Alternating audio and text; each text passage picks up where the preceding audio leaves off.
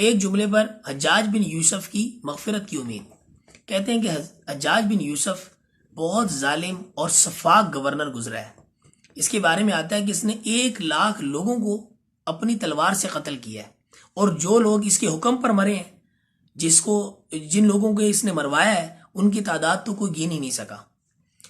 اور اس میں جن لوگوں کے اوپر اس نے ظلم کیا، جن لوگوں کو قتل کروایا، اس میں تابعین اور صحابہ بھی شامل ہے. اور ایک تو قتل کروایا، دوسرا اتنی مشقتوں میں رکھا، قید میں رکھا، بہت سارے اس نے مظالم ڈھائے.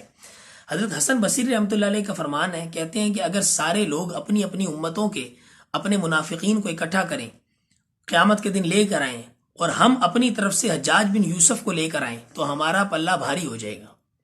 کہتے ہیں کہ حجاج بن یوسف جب مرنے لگا، فوت ہونے لگا، اس کو کینسر کی بیماری تھی، جب مرنے لگا تو اس کی زبان پر یہ دعا تھی، اور مستقل اس کی دعا یہ زبان پر تھی، اور اسی حال میں اس کا دم نکل گیا. اور وہ دعا یہ تھی کہ اے اللہ، تیرے بندے بندیاں مجھ سے جو ہے کہتے ہیں کہ اللہ تعالیٰ تجھے معاف نہیں کرے گا، مگر مجھے تجھ سے پوری امید ہے کہ تو مجھے معاف فرما دے گا، بس تو مجھے معاف فرما دے.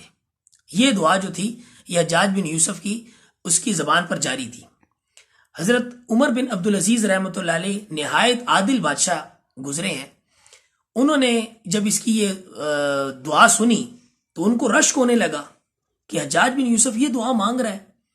تو یہ بات جب ان تک پہنچی، حضرت خواجہ حسن بصری رحمۃ اللہ علیہ تک جب یہ بات پہنچی، تو ان کو بھی بڑا تعجب ہوا کہ حجاج بن یوسف یہ دعا مانگتے مانگتے فوت ہوا ہے.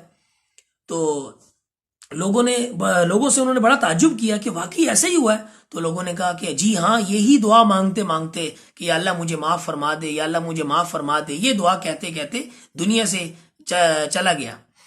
تو اس پر حسن بصری رحمۃ اللہ علیہ نے فرمایا کہ پھر شاید اللہ کی طرف سے ہمیں امید ہے کہ شاید اللہ اسے معاف فرما دے.